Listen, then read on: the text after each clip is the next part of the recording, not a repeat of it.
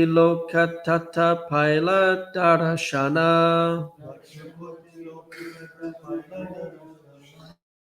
Madhava Dasagrihe Tata Sachira Nandana Laksha Koti Lokatata Paila Darashana Madhava Dasagrihe Tata Sachira Nandana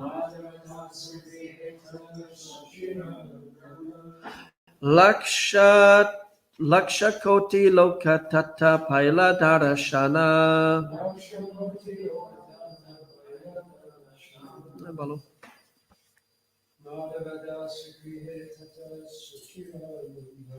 Madhava Dasagrihe Tata Sachira Nandana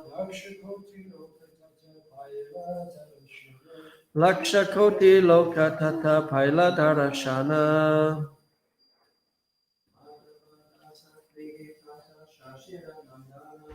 Madhava Dasagrihe Tata Sachira Nandana Laksha Koti Lokatata Paila Darashana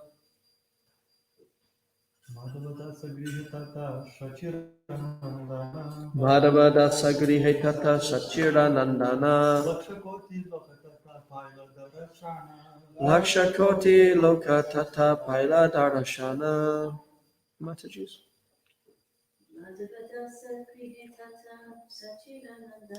Madhava Dasagrihe Tata Sachira Nandana Laksha Koti Lokatata Paila Darashana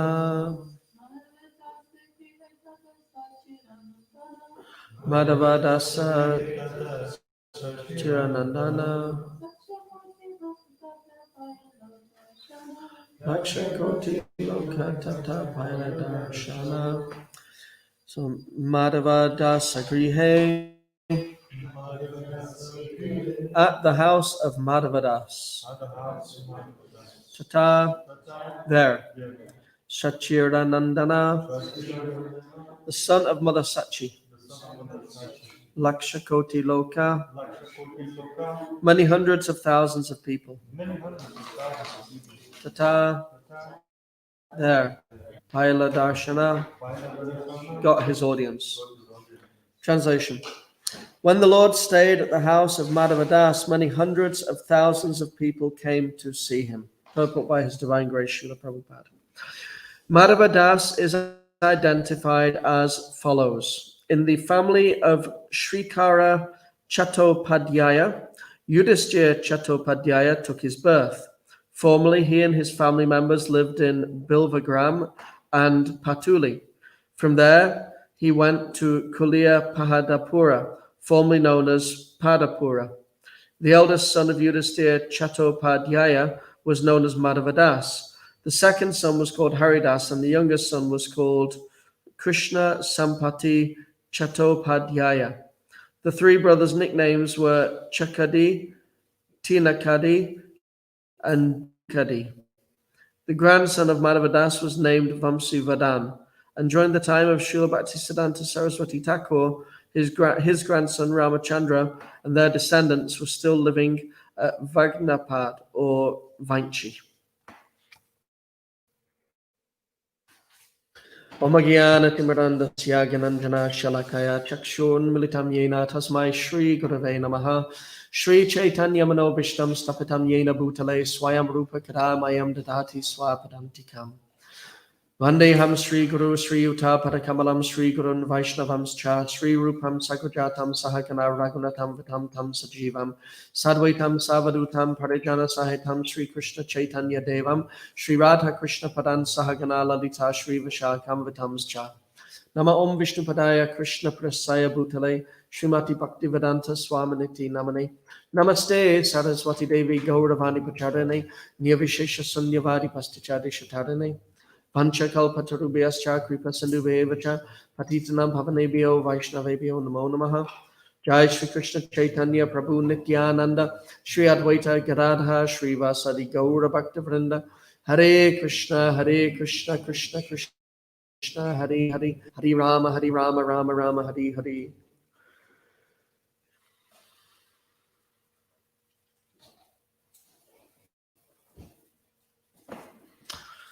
So when the Lord stayed at the house of Madhava Das, many hundreds of thousands of people came to see him. So this is really like a continuation of some of the points that we were speaking about last week. This principle of great attentiveness and interest in details regarding Krishna consciousness. And it's actually the, in material life, I was actually reading, ironically, I was reading a news article a few days ago, which was speaking about the pandemic, and it was speaking about all of the conspiracy theories which have arisen. So many of them. There's so many different conspiracy theories which have arisen around the world as a result of this pandemic. We won't go into all of them here, but they're very contradictory. There's dozens and dozens and dozens of very convincing, well, not convincing, but conspiracy theories that carry with them a lot of conviction. And they're all giving so much evidence as to why this is actually a fact. And they're presenting so much empirical evidence that, because we know this to be a fact, therefore this is the conclusion. And when you actually put all the different conspiracy theories together in one place, they totally contradict each other. You can't have one without the other. But the journalist that was writing this article was saying that because there is so much information available nowadays, since the advent of the internet, there is just so much detailed information available to the public, and it creates this. He was saying it's created like a kind of perfect storm of conspiracy theories, because you have this massive, inconceivable amount of detailed information about every single last little thing that's taking place all around the world, available to everyone in the world at the touch of a button. And then combine that with the effects of, nations being under lockdown and different kind of cross wires taking place between different countries, different scientists who are presenting different conclusions, which are actually valid conclusions, but they're based on their particular experiments and their particular investigations, and he said it's just created this perfect storm of conspiracy, and it's just created like a mass phenomenon all around the world. But the kind of point that I came from it, ironically, because it was coming from reading a news report, is that there's too much information available. There's too much information, like material information available through the internet, and too much information, too much detail actually creates like bewilderment in the material mind, the material brain. So I was thinking, like, for instance, if someone was to ask for directions, say from the temple to, a visitor comes to the temple, a volunteer comes and stays at the temple and say, can you give me directions how to get down to the village? Now, the obvious thing is, you go down Bankhouse Road, turn left, go to the end of New Trows, turn right, you're in the village. Simple. But then if you were to say, well, you go down, first of all, you go down to Radha Ashram. Now, Radha Ashram is a house. It's this particular type of color, and there's a tree on the left-hand side, and you can either go left or right at that point. If you go left, you'll go down these steps. There's something like 45 steps. If you go down those steps, you get to this building. In front of you, there'll be a building. But before you get to that building, you're going to pass this many trees on the way down on the right. Now, 4 of them are apple trees and 3 of them are plum trees. And on the left hand, there's this many trees. And then you go down to Gauranga Ashram. In Gauranga Ashram, there's this many rooms. And in this particular room, John is staying in that room. Now you walk past Gauranga Ashram, turn right, and you just give every single last tiny little detail. By the time they're even halfway down the hill, they're going to be completely bewildered, and they're not going to know whether to turn left or right because there's too much information. There's actually too much information for the mind to be able to accommodate. Now, Srila Prabhupada explains, and Krishna also explains this in the Bhagavad Gita, where he describes the banyan tree, the tree which is on the bank of the river and has roots going upwards and its branches are going down, and it's a reflection of the material world. So Srila Prabhupada makes this point often, that what is kind of the highest in the spiritual world is the lowest in the material world. So the things which are encouraged in spiritual life are discouraged in material life. So, Prabhupada gave us this motto to live by: simple living and high thinking. So material life is meant to be simple. Material life is meant to be simplified. It's not meant to be complicated. It's not meant to be, we're not meant to be overloaded with so much detail and so much information and just so much stuff that bewilders our minds so much that we're not actually able to use that mind and to use that brain for what it's meant to be used for. There are 8,400,000 species of life, and each one of those species of life is specifically designed to fulfill a particular function. It's designed so that the living entities in the material world can have the experiences that they want, can fulfill their desires, can experience the different types of material pleasure and material enjoyment and material fulfillment which exist within the material world. And Prabhupada gives quite graphic and quite kind of straightforward examples. Like for instance, he says, if we're very, very attached to sexual activity, the human body doesn't have the capacity to fulfill that. So become a monkey, become a pigeon, and for anyone that's been to India, we see the monkeys. There's no exhausting them. It's all day, every day. Same with pigeons, same with different kinds of animals. And then he says, if you want to eat meat, the human body is not actually. It's not designed to fulfill that desire. Become a tiger, become this kind of animal. If you want to sleep all day, become a bear. I mean, karma isn't quite so black and white as that. It's not quite so cut and dry as that. But we get the basic gist of it, that, the human form of life is not actually designed to satisfy those desires in the same way an animal's body is designed to satisfy those desires. So an animal's body is better designed to fulfill those desires. Now, the human body has a very specific function. It's designed for a very specific purpose. It's designed for self-realization. That's what it's actually meant for. That's what it's designed for. That's what it's best used for. If it's used for anything else, we're not actually, it's kind of like, I'm sure there are so many examples that come to mind, but it's like if I'm a little bit of a tech nerd, I have to admit. And, back in the olden days when we used to be able to, I would sometimes kind of go into a computer shop and have a look at what was available and look at the different new gizmos and gadgets and things like that. And my kids are very into these things. And I took my middle son, Sachi, once into the Apple store, and he was looking at this new computer, which was...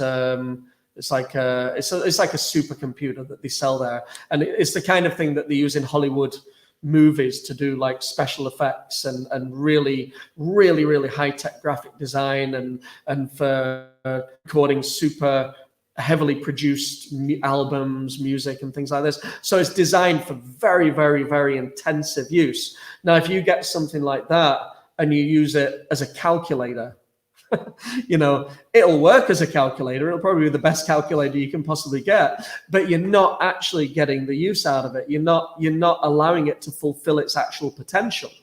So in the same way, the human form has this incredible potential for self-realization. But if we use it for material sense gratification, we're not actually fulfilling that potential. And also we'll find ourselves dissatisfied because, there are three layers to our existence in the material world. We have our physical layer, we have our subtle layer, and have our spiritual self.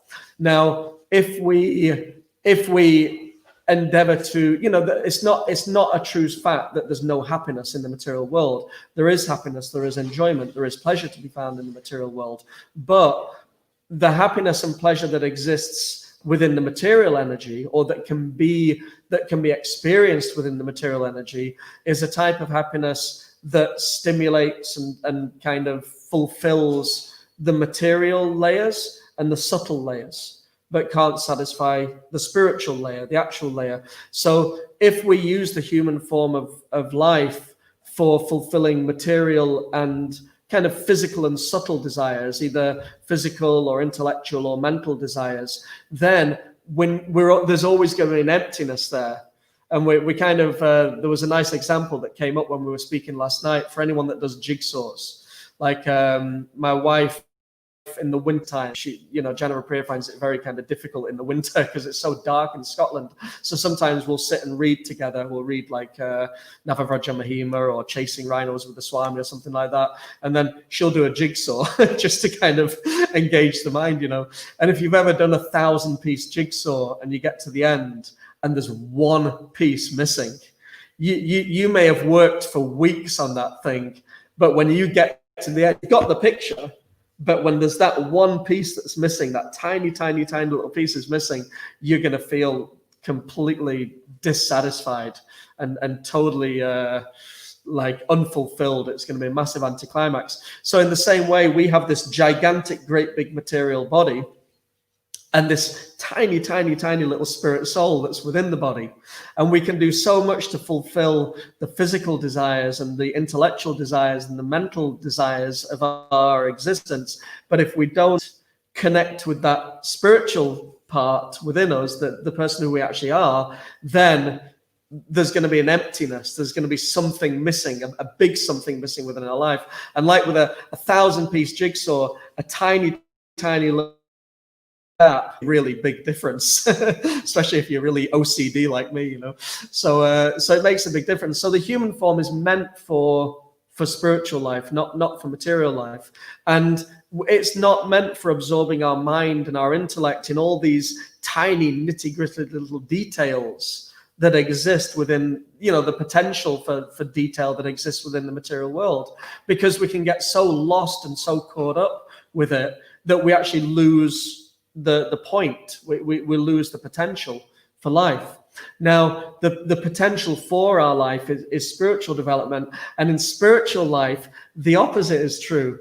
There, the little nitty-gritty details make all the difference. That's actually where we're supposed to be engaging our mind. It's where we're supposed to be engaging our intellect, is getting really caught up in the tiny little nitty-gritty details of everything that there is to know about Krishna and Krishna's devotees. Like, for instance, like a nice example, like in the purport there, Prabhupada's speaking about one particular devotee, and he's giving all this information about that one particular devotee. Now, in the Nectar of Instruction, Rupa Goswami explains that once we do, hopefully, one day attain to these higher levels of spiritual realization, then part of the process is to identify a resident of the spiritual world that we feel drawn to, naturally drawn to, because there is someone within that spiritual realm that we are going to feel naturally drawn to, because we have our constitutional position, and Krishna has kind of arranged for us to be under the shelter of a certain someone within the spiritual world. So once that becomes revealed to us, hopefully one day, then part of the process is to become completely absorbed in everything that there is to know about that particular person. This is part of the process. So within Shastra, we have all this information, not just about Krishna, but all about Krishna's devotees. I wish I could remember specific examples, but like, for instance, in my spiritual master, he writes books which are kind of summaries of the Acharya's descriptions of Vrindavan and the residents of the spiritual world. And he was describing one of the gopis, and he said this particular gopi always wears dress which is the color of spring, and another one wears dress which is like the color of autumn. I mean, what a beautiful it's a really beautiful description. And we find out all this information, that the residents of the spiritual world, this one wears this color dress. We know that Vrinda Devi wears blue, generally speaking, although when she appears in her deity form, we can dress her in all colors, but she wears blue. Krishna wears a saffron dhoti, different colored gems. Radharani wears a blue dress and a red Choli, and we know all this information, all this detail about the residents of the spiritual world, and that's just touching the surface of it. Within the commentaries of the Acharyas, they just go into literally fathomless detail about the residents of the spiritual world, about Krishna, and even if we look at Srila Prabhupada, Hari Sori Prabhu, who was Srila Prabhupada's personal servant for about 18 months, he was here about, I don't know, 6 or 7 years ago, and we were speaking with him in the conservatory, and he was laughing because he was saying that because he's written a few volumes, he's published 5 volumes of his personal diary that are his personal recollections of his traveling with Srila Prabhupada. And once he took one of the volumes to one publisher to get the book printed. And this person had already dealt with a few other devotees and had published some volumes of their work as well. And this person was laughing. He said, you people know more about one day in the life of Srila Prabhupada than we know about the entire life of Jesus Christ. Within the Bible, there's so much information about the life of Jesus Christ, but unfortunately, so much of it's been lost over in history, so we don't have so much information. But somehow over the last, where are we, 77, 87, 43 years since Srila Prabhupada departed, there's literally libraries of books detailing every single last little thing that anyone could remember about Srila Prabhupada, down to the tiniest little detail. Devotees would be saying, I was sitting in class and Prabhupada did this with his face, or smiled in this way, or twitched in this way. Hari Sori was saying that Srila Prabhupada has different types of anger that he revealed. I think he said he has 3 different types of anger, and one of them was where he kind of went through the different layers of Prabhupada's anger.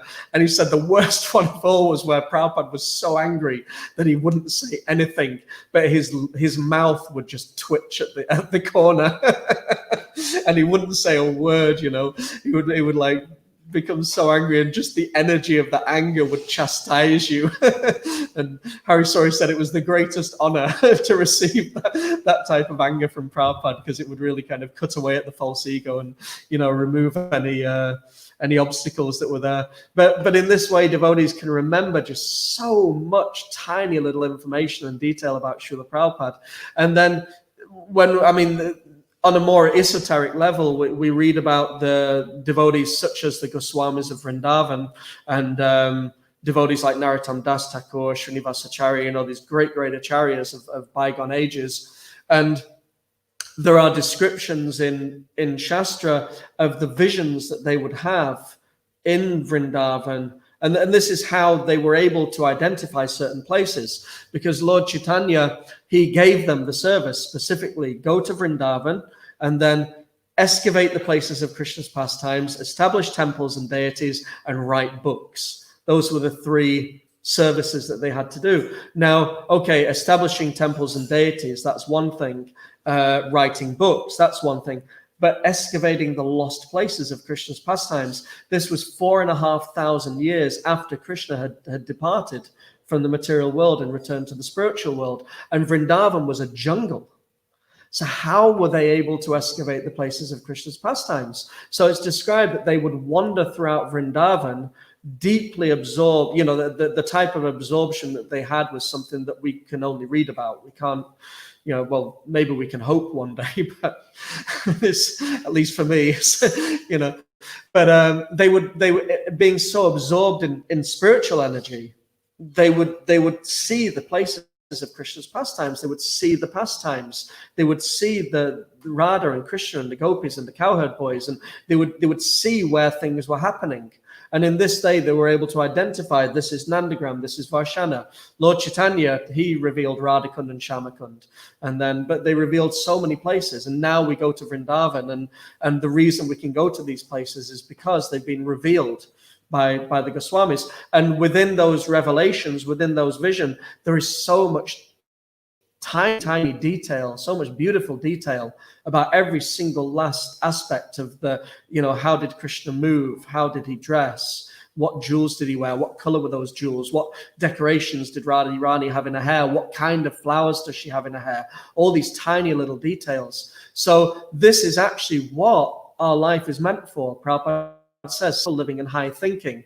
We're not meant to get caught up with the complicated, overburdening details of the material world. Because, I mean, going back to the example that we gave at the beginning of the class, like, for instance, conspiracy theories, no doubt there are demoniac people in the world. As Krishna says in the Bhagavad Gita, there are divine and there are demoniac. You know, Prabhupada makes very, very clear-cut statements in his books that there are people in the world who are in positions of power, who will do anything at all, anything, in order to secure their own means at the cost of any number of lives. So no doubt these things are there.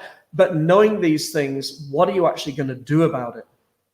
You know, we can have some idea that there is corruption within the world because, you know, Prabhupada also tells us it's Kali Yuga. He doesn't tell us that it's Kali Yuga for no reason. We should know it's Kali Yuga. There's corruption, there's sickness and evil within the world. But he also gives the actual solution. What is the actual solution? No matter what the detail is about the different problems that exist in the world, the medicine is Harinam Harinama Kevalam Kalu Nasteva Gatiranyata. You know, chanting the holy name of the Lord, spreading the glories of the Lord, spreading the message of the Srimad Bhagavatam and the Bhagavad Gita. And we can't spread that message unless we ourselves are absorbed in that message.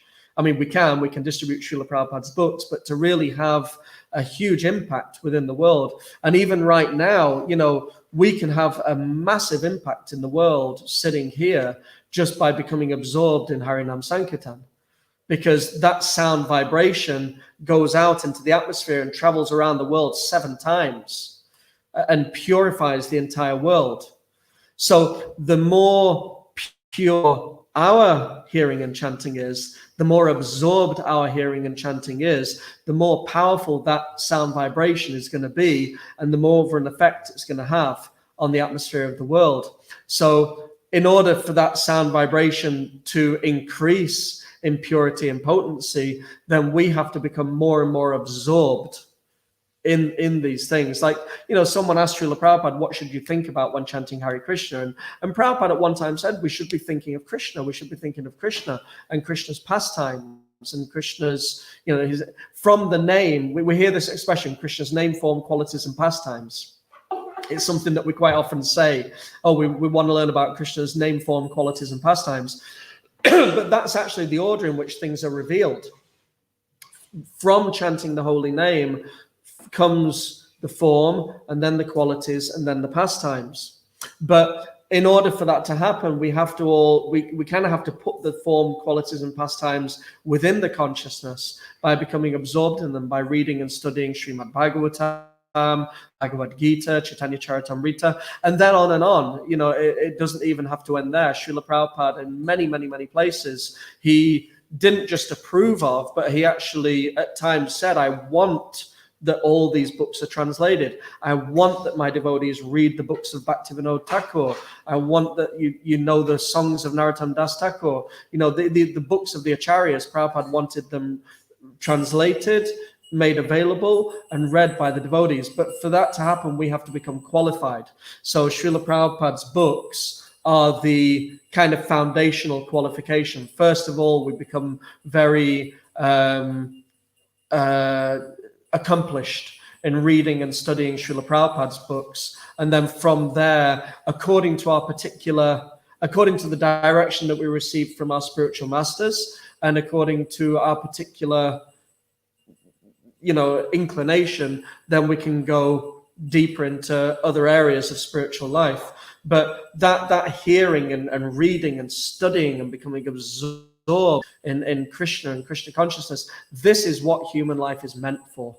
This is what this brain is designed for. It's not designed for, you know, I mean, here I am 25 years later, and I can still recite all these songs that I learned in my youth, and I can tell you every single thing there is to know about Star Wars and Lord of the Rings and these things, because or I wasted the human form of life by putting all this useless information in there. I mean, sure, we can use it in class, you kind of make things a little lighthearted and so on, but we also have to reflect on the fact that, well, we've put so much useless stuff in there. Let's not put any more useless stuff in there. let's put Krishna in there. And then Vaisheshika Prabhu, really wonderful devotee, disciple of Srila Prabhupada, and one of the great book distributors and one of the great teachers in the world. He says that we have to become filled up with Krishna consciousness and then distribute the overflow. So in order to be able to distribute Krishna consciousness, we have to become filled up with Krishna consciousness. And the other analogy is like a sponge. A sponge soaks up so much water, and then wherever that sponge goes, it makes everything wet, because it can actually hold more water than it has the capacity to hold. So as soon as you take it out of the water, it remains full, but then everything else becomes wet as well. So we, in order to share Krishna consciousness with others, we have to become filled up with Krishna consciousness. So we were reading, the devotees in Radhadesh. They put together all these different kind of presentations of the different ways in which we should chant Krishna and read Srila Prabhupada's books based on his instructions. So they've studied Prabhupada's books, letters, conversations, and so on, and they've tried to identify as many different ways in which Srila Prabhupada said we should read his books. And one of them really struck me a few days ago. We were reading them, and one of them was, as soon as you have time. Prabhupada said, as soon as you have time, read his books. And that's becoming harder and harder nowadays, because we're so conditioned. We have a 30-second window. Out comes the phone. Let's check Facebook, let's check email, let's check messages, let's check WhatsApp, let's see if anything's happened in the last 5 minutes in the world, let's check Google News or BBC News. I've got 2 minutes to spare, let's have a look at that. Now, if we were to, sometimes they do these studies that, how many years of our life do we spend sleeping? I don't know what the exact figure is. I don't know if anyone here knows the figure, but anyway, they figured out that on average, a human being spends this many years of his life sleeping, and this many years of our life is spent on the toilet or in the shower, all these crazy things that they figure out. If we were to actually see how many months or years of our lives we were to spend on Facebook or on Google News or on email, we would probably be quite stressed.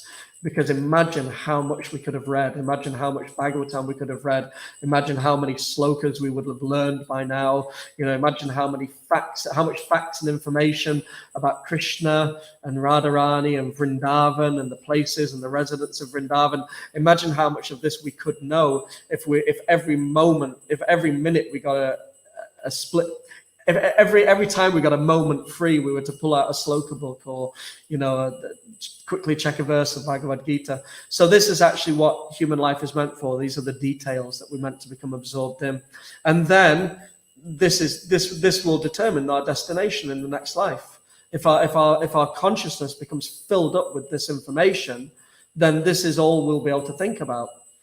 And so, Krishna says at the time leaving the body, whatever one state he will attain without fail. And our consciousness at the time of death is an accumulation of the consciousness that we've created within our life. So if we create godly consciousness by becoming absorbed in godly subject matter, then we'll achieve a godly destination. So this is detail is good as long as it's transcendental detail, but too much material detail. I mean, obviously we have to be aware of how to get down. I was saying to someone, anyway, I probably won't use that as an example, but anyway, if we become, we should know the way down to the village. We should know the way down to the village. I didn't for quite a long time. I didn't know the way down to the village for a few years. But, we should know how to get to the village, but we shouldn't know how many apple trees there are on the right, how many there are on the left, how many stones there are, how many bricks there are in the wall. Otherwise we're never going to get down to the village because we're so caught up with the details, So too much detail in material life is not a good thing, but you can never have too much detail in our understanding and knowledge of Krishna. Okay, so we'll stop there. If there's any comments, reflections, questions, if anyone's online, then you can write down any comments or questions or reflections or anything. And while you're doing that, then the devotees who are here in the temple, if anyone has anything that they want to share or anything that they want to say about anything that we've said. Anything? Hare Krishna. Raghunath? Thinking about little details, which just came up yesterday because we were in Bhakta class through Krishna's pastimes. And, this voice that came up when Kamsa was riding his sister Devaki and Vasudev, and this voice from the sky came up and then, saying, a child of Devaki will kill you. Yeah. So there is explanation by Acharyas a little bit about this incident, why this voice from the sky came, because after that, he grabbed Devaki and was about to kill her in a matter of seconds. So Acharyas explained that demigods got a bit freaked out, that Kamsa was so nice to Devaki and Vasudev, riding them nicely home and etc. And Krishna is so merciful, they thought, don't kill him, and kind of give him some mercy. And that was the very reason they invited Krishna to come, is to kill Kamsa and other demons. So the demigods got freaked out and they said, they need to do something that bring out, the worst out of Kamsa to make sure that he gets killed by Krishna. So they, from this voice from the sky, they said, that a child of Devaki will kill you. And then, they committed these horrible atrocities towards Devaki.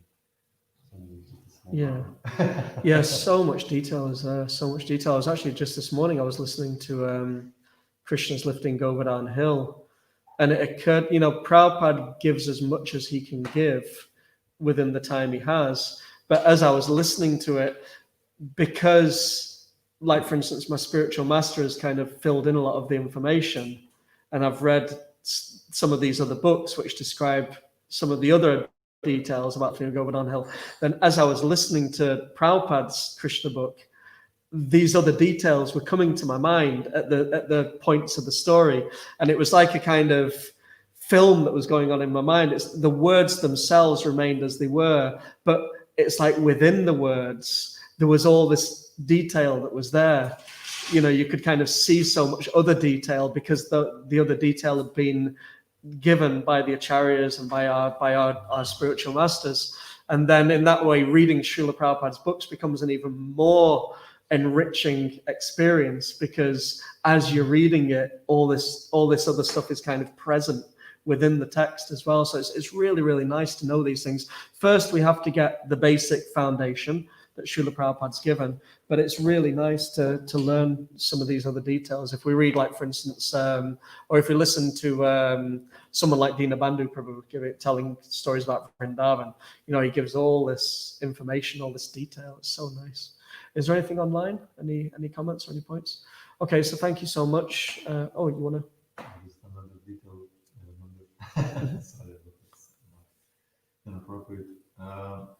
Another thing is about Putana, for example, who was Putana in the last life. Yeah. Maybe lots of devotees, I don't know anyway. But she was a sister or daughter of Bali Maharaj. So when Ramananda appeared on the scene, to beg for three steps of land from Bali Maharaj, then she looked and at him, and it was so beautiful, and she felt like a paternal affection. And feeling, I would like this kind of boy to be my son type of mentality, But after he took everything away from Bali Maharaj, then she was thinking, I want to kill him. So in the next life, she becomes Putana, and she's given that chance, to kill Krishna. At the same time, there is some paternal idea there as well, that she can breastfeed Krishna.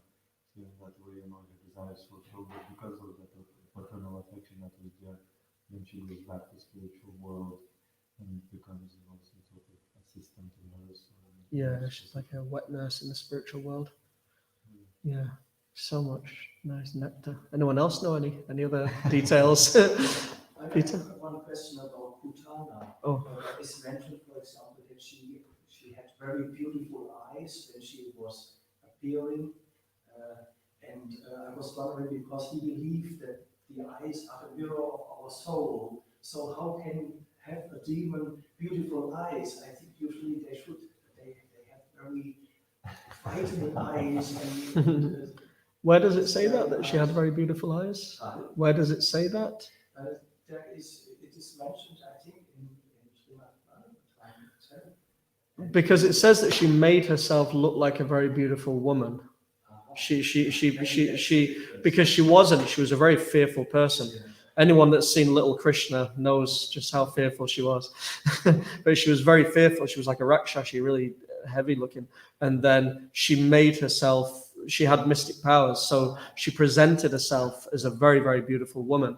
And it said that she looked like the goddess of fortune. So when Yashoda and Rohini and the other ladies of Vrindavan saw her, they were very innocent, and they just thought, oh, the goddess of fortune has come to visit Krishna, you know. So, but then Krishna, after he sucked the life out of her, then she revealed her actual form, because she no longer had the power to hold on to that false form that she was presenting. And actually, Srila Bhaktivinoda Thakur, he explains that each of the I'll make this quick, don't worry. He explains that each of the demons in Vrindavan represents an anartha. So the process of anartha nivriti is to remove the unwanted things from within the heart, and then part of the process of doing that is the process of hearing and chanting about Krishna. So Krishna has two different types of pastimes that he performs when he comes to the material world. There's the Naimitika pastimes and the Nitya Leela, Naimitika Leela and Nitya Leela. So Nitya Leela are his eternal pastimes, like playing with the cowherd boys, dancing with the gopis, all these eternal pastimes that take place in the spiritual world. But then he also performs Naimitika pastimes, which are temporary pastimes. They only happen in the material world. That includes lifting Govardhan Hill and also killing the demons. So these things don't happen in the spiritual world. In the spiritual world, Indra doesn't come to devastate Vrindavan, so Krishna doesn't lift Govardhan Hill. And also the demons, they don't appear in the spiritual world, at least not in the same way that they do in the material world. So the demons that Krishna kills, they represent different anarthas. And and this is again the details, by hearing about Krishna's killing of the demons, and by really meditating on every single last little detail of those pastimes, and by trying to find out as much as we possibly can about those pastimes, and by becoming completely absorbed in the pastimes of Krishna killing the demons, then the anarthas that those individual demons represent, they are removed from the heart. So that's why, especially for more immature devotees or neophyte devotees, they should read all of Krishna's pastimes, but they should focus on the Naimitika Leela. Whereas if and when we become a little more advanced, then we can focus more on the Nitya Leela. But in the beginning, we should give more of our attention to the Naimitika Leela and become absorbed in those pastimes and in the details of those pastimes. And in this way, those anarthas become removed from the heart. So Putana, she represents the false guru. The false guru. And there's different types of false gurus, but probably for most of us, the greatest false guru of all is the mind.